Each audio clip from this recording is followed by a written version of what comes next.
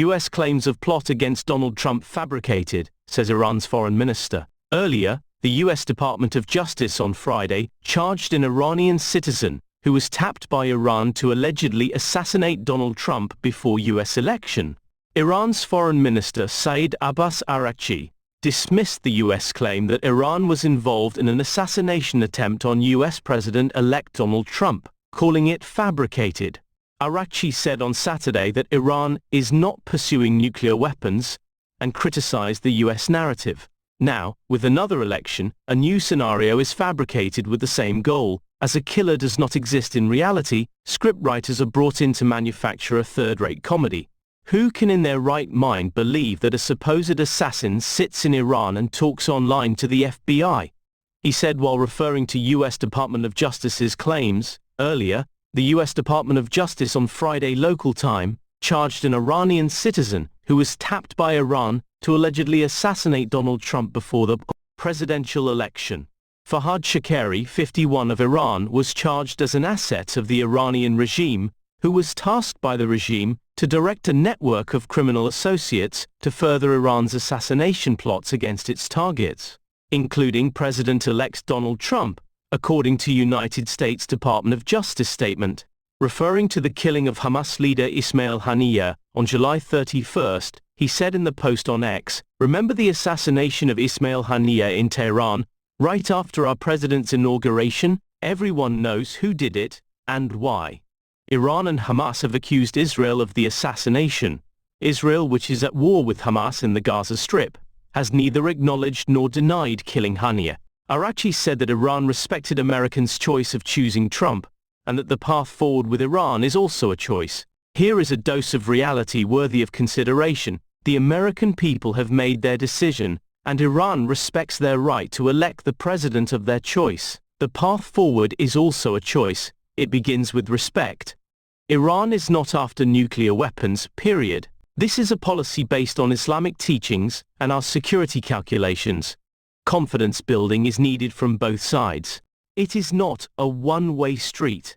As a result of the Iranian takeover of the American embassy on November 4, 1979, the United States and Iran severed diplomatic relations in April 1980. The United States and the Islamic Republic of Iran have had no formal diplomatic relationship since that date. Iran has no embassy in Washington, D.C.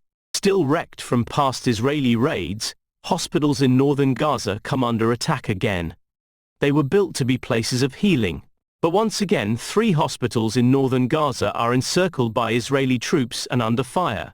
Bombardment is pounding around them as Israel wages a new offensive against Hamas fighters that it says have regrouped nearby. As staff scramble to treat waves of wounded, they remain haunted by a war that has seen hospitals targeted with an intensity and overtness rarely seen in modern warfare. All 3 were besieged and raided by Israeli troops some 10 months ago. The Kamal Adwan, Al-Alda and Indonesian hospitals still have not recovered from the damage, yet are the only hospitals even partially operational in the area. Medical facilities often come under fire in wars, but combatants usually depict such incidents as accidental or exceptional, since hospitals enjoy special protection under international law. In its year-long campaign in Gaza, Israel has stood out by carrying out an open campaign on hospitals, besieging and raiding at least 10 of them across the Gaza Strip, some several times, as well as hitting multiple others in strikes. It has said this is a military necessity in its aim to destroy Hamas after the militants' October 7, 2023 attacks. It claims Hamas uses hospitals as command and control bases to plan attacks, to shelter fighters, and to hide hostages. It argues that nullifies the protections for hospitals. If we intend to take down the military infrastructure in the north, we have to take down the philosophy of using the hospitals, Israeli military spokesman Rear ADM Daniel Hagari said of Hamas during an interview with the Associated Press in January after the first round of hospital raids. Most prominently, Israel twice raided Gaza City's Shifa Hospital, the biggest medical facility in the Strip, producing a video animation depicting it as a major Hamas base, though the evidence it presented remains disputed.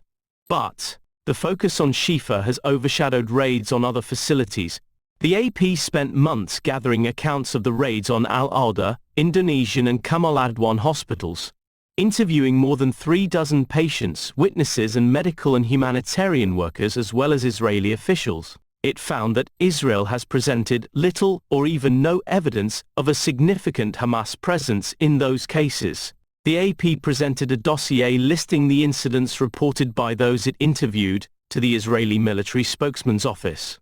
The office said it could not comment on specific events. Al-Auda Hospital, a death sentence. The Israeli military has never made any claims of a Hamas presence at Al-Auda. When asked what intelligence led troops to besiege and raid the hospital last year, the military spokesman's office did not reply. In recent weeks, the hospital has been paralyzed once again, with Israeli troops fighting in nearby Jabalia refugee camp, and no food, water or medical supplies entering areas of northern Gaza. Its director Mohammed Salah said last month that the facility was surrounded by troops and was unable to evacuate 6 critical patients. Staff were down to eating 1 meal a day, usually just a flat bread or a bit of rice, he said. As war wounded poured in, exhausted surgeons were struggling to treat them. No vascular surgeons or neurosurgeons remain north of Gaza City, so the doctors often resort to amputating shrapnel-shattered limbs to save lives. We are reliving the nightmares of November and December of last year, but worse, Salha said. We have fewer supplies, fewer doctors, and less hope that anything will be done to stop this. The military, which did not respond to a specific request for comment on Al-Auda Hospital, says it takes all possible precautions to prevent civilian casualties. Last year, fighting was raging around Al-Auda when, on November 21, a shell exploded in the facility's operating room. Dr. Mahmoud Abu Nujaila, 2 other doctors and a patient's uncle died almost instantly, according to international charity Doctors Without Borders, which said it had informed the Israeli military of its coordinates. Dr. Mohammed Obaid, Abu Nujaila's colleague, recalled dodging shellfire inside the hospital complex. Israeli sniper fire killed a nurse and 2 janitors and wounded a surgeon, hospital officials said. By December 5, Al-Auda was surrounded. For 18 days, coming or going became a death sentence, Obaid said. Survivors and hospital administrators recounted at least 4 occasions when Israeli drones or snipers killed or badly wounded Palestinians trying to enter. 2 women about to give birth were shot and bled to death in the street, staff said. Salha, the administrator, watched gunfire kill his cousin Suma and her 6-year-old son as she brought the boy for treatment of wounds. Shazza al-Shiraim said labor pains left her no choice but to walk an hour to Al-Auda to give birth. She, her mother-in-law, and 16-year-old brother-in-law raised flags made of white blouses. Civilians. Her mother-in-law, Khatam Sharia, kept shouting. Just outside the gate, a burst of gunfire answered, killing Sharia.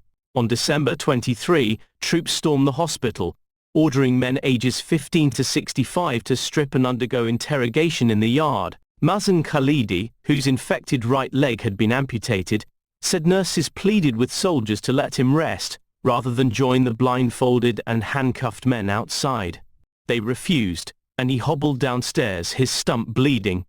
The humiliation scared me more than death, Khalidi said. The hospital's director, Ahmed Muhanna, was seized by Israeli troops. His whereabouts remain unknown. One of Gaza's leading doctors, orthopedist Adnan al-Bursh, was also detained during the raid and died in Israeli custody in May. In the wreckage from the November shelling, staff found a message that Abu Nujaila had written on a whiteboard in the previous weeks. "Whoever stays until the end will tell the story," it read in English. "We did what we could. Remember us."